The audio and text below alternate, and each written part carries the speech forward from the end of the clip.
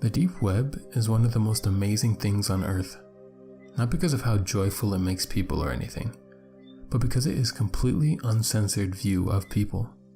You can speak your mind, buy what you want, do anything you want. When on the deep web, you have complete and total freedom.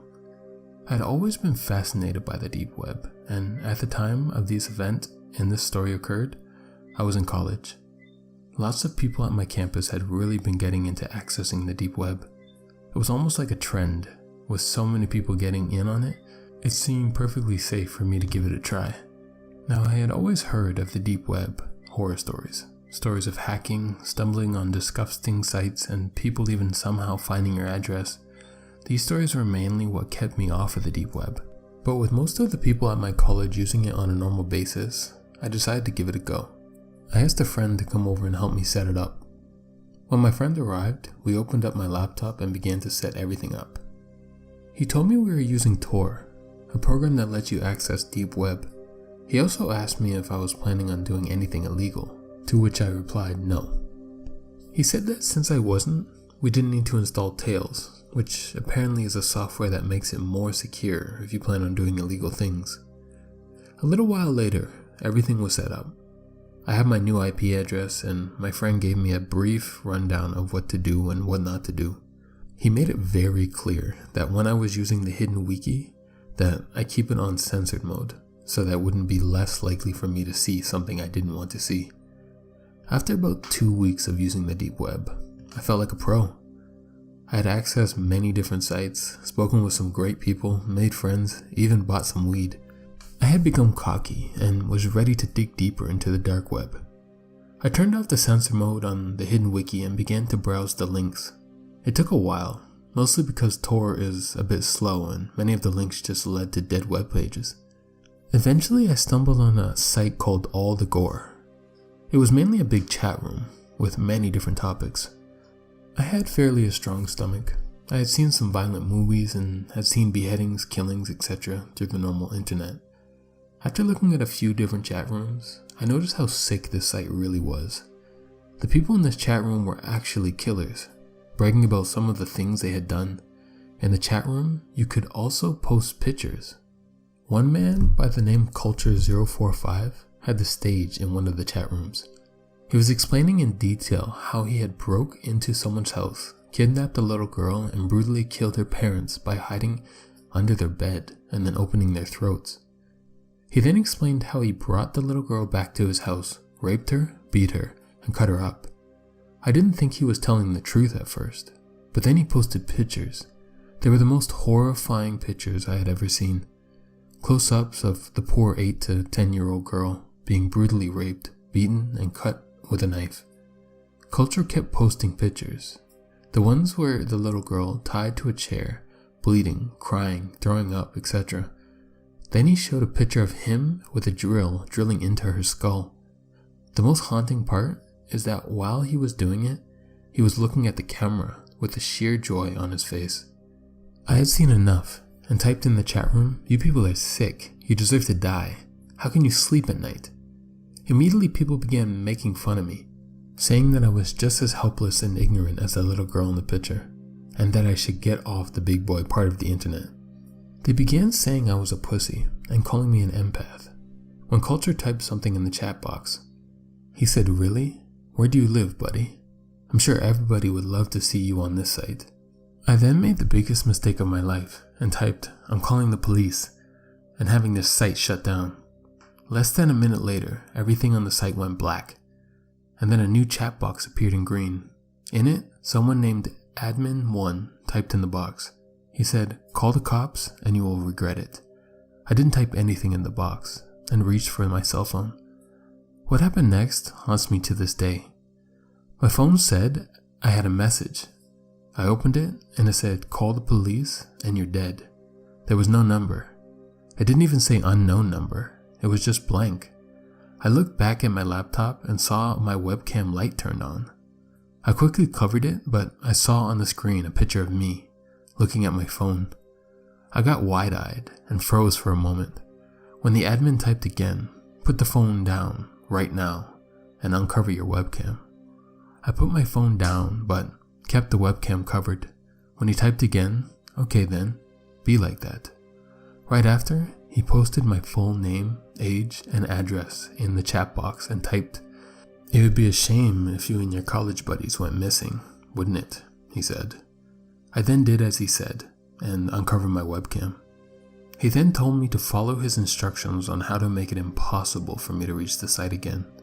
I followed each and every one. When I finished, I got a text that said, "Now don't ever try to come back."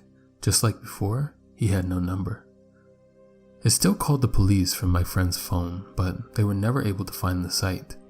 If you ever go on the deep web, don't ever just mindlessly explore, especially if you don't have additional software to keep you more secure. I was a stupid college kid, and I just hope nobody makes the same mistake I did. I moved to a different home and changed all my information, but I still get nightmares to this day. Fast forwarding a few days, and I was still extremely rattled by what had happened. The police tried to track down the website, but since there was no way for them to recover my history, I had originally found this sick site by just randomly clicking links. It seemed pretty hopeless to find it. The police told me to change all my information about myself and to move in with a friend. After changing pretty much all of my information, I decided to move in with my friend David.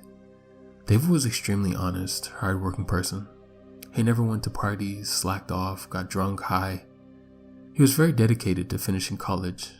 In fact, he was one of the few kids I knew at the time who wasn't getting on the deep web regularly. I had told him all about my experience with the deep web, and that's mostly why he agreed to let me stay with him. One night, we were both up studying very late when my phone went off.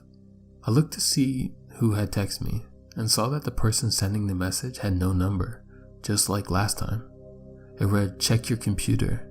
There was nothing else to it, just one simple instruction. I opened my laptop, and when I did, I noticed that I didn't have control of the mouse. I tried to move it, but the mouse just moved on its own. Someone had remote access to my computer somehow. I never gave anyone remote access before. I tried a whole bunch of keyboard commands, but not a single one worked. I noticed that whoever had control of my laptop was downloading a software, most likely malware, but there was nothing I could do. I heard my phone go off again, and this time the message read, "Look out your window." I was sitting right by a window. I didn't know which window the guy was referring to, so I looked out the one I was sitting by and saw a man in the parking lot leaning up against a white van. He had a phone in his hand, and when I looked at him, he nodded. My phone went off again. Type in and hold down Shift Alt F5 at the same time to activate the software. I called in David to my room to show him what was going on. He seemed just as nervous as I was, but with the man just outside our window, we didn't want to anger him. David called the police right away and told me that they would be there soon. I didn't activate the software and just sat there. Eventually I got another text, "I'm coming in if you don't do it right now." I didn't know why he or the person in control of my computer couldn't do it, but I didn't dare to ask. At the same time though, I was 99% sure that this program had malware or spyware or something that would be very harmful to my computer, so I refused to activate it. David grabbed a baseball bat just in case the man outside tried to come in. About 5 minutes later, we heard the doorknob turning. It was locked, but we then heard banging on the door. We both freaked out, and I looked out the window again. Sure enough, the man and the van were gone. The banging on the door got more and more violent, until eventually we heard a horrible scratching sound. At least a few more minutes, and then we heard footsteps walking down the hall and eventually fade away. I received another text, "We will be back." That really got to me. When the cops arrived, they told me to look at my front door. I followed them back out of the hallway and saw engraved in my door my name. The police began to investigate the whole building, and they had a tech police officer come in and look at my computer. He began to do scans and investigate the weird software on my laptop. Eventually he managed to close and remove it, and told me that my laptop isn't safe. He said the core files of it had been hacked into, corrupted. We did a complete wipe of my laptop, and he looked at my phone as well. Just like last time, he couldn't tell me where the messages came from, and told me that they would be sure to keep the cops nearby in case anything ever happened again. The next day, I had just got home from school and was very tired. David wasn't home from school yet, so I went into my room and fell into the bed. I had just begun to close my eyes when I heard a rattling sound in my closet. I lifted my head up and didn't hear it again, so I went back to sleep. After a few minutes, the closet door swung open. I leaped out of bed and saw a man with a mask walking over to me. I ran for the door and slammed it behind me. I ran out to the parking lot, started my car, and drove away as fast as I could. By the time the police arrived, the man was of course gone. The apartment surprisingly hadn't been wrecked or anything. We didn't even find anything stolen. He didn't seem to do anything at first. That night, 2 police officers were monitoring everyone who came in and out of the building in order to catch the man. I opened my laptop and noticed that my wallpaper had changed. It was just a bunch of trees, but it had been changed to a sickening photo of a man with a mask.